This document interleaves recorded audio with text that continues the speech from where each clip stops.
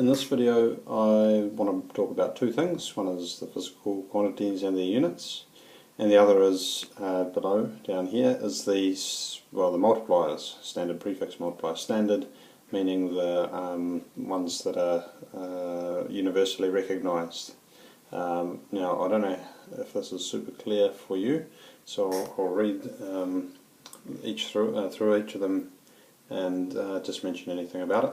But basically the main idea with the units here, okay, this is where we are, we're on the units.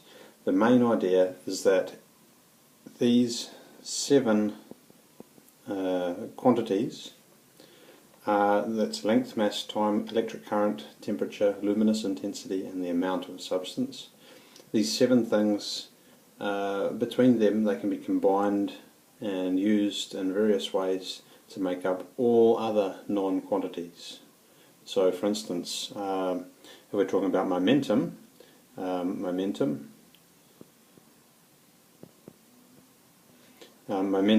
is mass times velocity.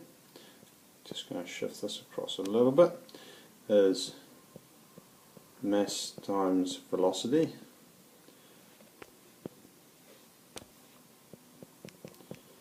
Okay, and if we were to look at velocity, velocity is meters per second, or distance over time. So this in reality, momentum is mass times distance over time. Okay, so if we go and have a closer look at our table of everything, we're looking for masses on there. Distance is a length measurement and time is on there. So momentum as a quantity is made up from 3 things that are on this table. Whereas if we're just dealing with the mass times velocity, velocity doesn't appear on here because velocity in itself is made up of 2 things, not length, mass, it's length over time, length of space. If you're looking at what's a good example?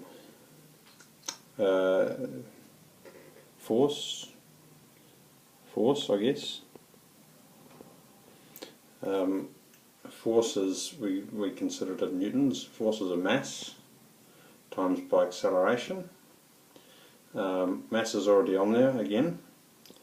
Okay, acceleration is the velocity over time, and velocity itself is distance over time.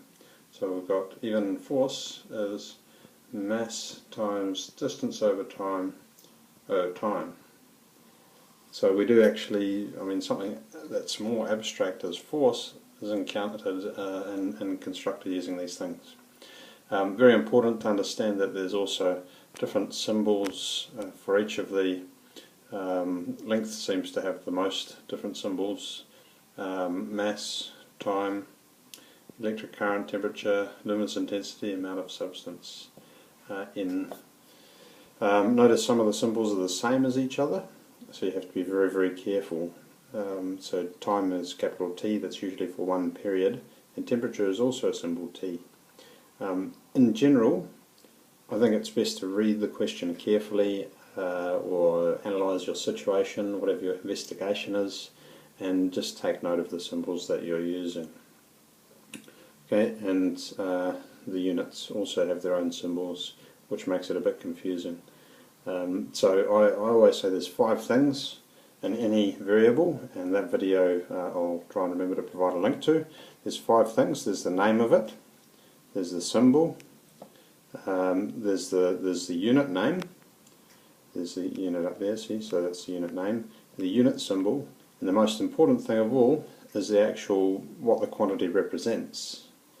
So length is just the name of something, but what it actually represents is the distance between 2 points in space. So you have a definition as well. So those 4 things plus the 1 actual definition is really important. Anyway, moving on to the standard prefix multipliers.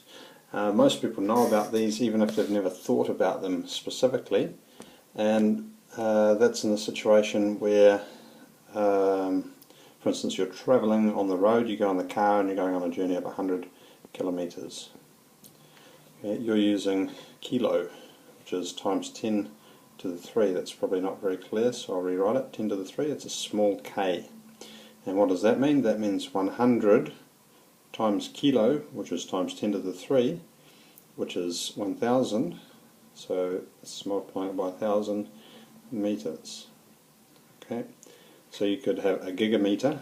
We don't typically talk in terms of that because the average person doesn't need to know about gigameters.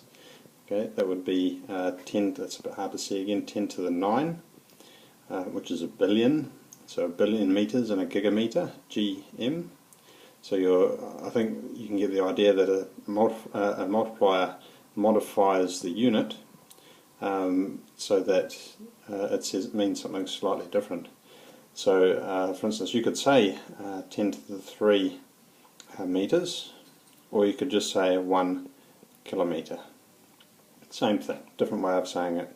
One of them is a slightly more efficient way of saying it too. If you wanted, you could also say 1,000 meters. Or, if you wanted to be in standard form, 1 times 10 to the 3 meters. So there's a lot of different ways you can say things, and it's really important to get them all clear in your brain, clear in your mind. Also worth noting is that these things continue up. So giga is not the biggest one. After giga is tera, I'm pretty sure, as in a terabyte hard drive, which holds 1,000 gigabytes. You can see there's a nice pattern here going up as well. They seem to go up 10 to the 3, 10 to the 6, 10 to the 9, and then in the middle there's nothing, and then 10 to the minus 3, 10 to the minus 6, 10 to the minus 9, 10 to the minus 12. A little bit hard to see those from my picture that I've scanned in, but I've taken a photo of.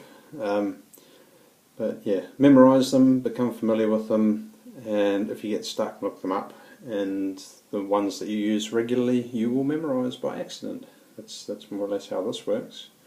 I was going to say they extend down as well, so below pico, I can't remember exactly what they are. I think atmo is one of them. But anyway, now there are also others, like you may have noticed we go from millimeters straight to kilometers, but you know that there are centimeters. Okay, centi is a less commonly used one. It happens to be a convenient measurement, so we use that little small c to represent what have we got? 0.1. Where are we? Yeah, 0.01 of a meter. That's 1 centimeter. So centi is like times by 100. So if we have 1 centimeter, wait a minute, that doesn't work, does it? It's going the other way. Anyway, you know what I'm talking about. And the main thing is we've got the multipliers, and we've got the units up the top that we looked at as well. Yeah, hopefully you're a bit better informed on these and you know what you're looking at. If you'd like to do a challenge, you might like to try and find out which units combine and how they combine to produce energy. That would be quite a good one, I think. How is energy constructed out of these things? That's a very good one, in fact. Now, another point actually is really important to note back to the physical quantities is that this is just a model. Science is full of models. In fact, life is full of models, and the model is used to represent certain things. Someone could have equally come up with 10 different, or maybe 7 different things, and rearrange them to represent all of matter as well. This seems to be the most elegant system that we know of, which is why it's reduced down to this. So perhaps these 7 things are the actual real ones, I don't know. You might do some physics and discover something else that no one has ever discovered before, and we might have to add an 8th one onto there. Or maybe we will learn that one of them is able to be struck off the list because it can be made up of some of the others. But in any case, that's units, and that's the nature of science and models.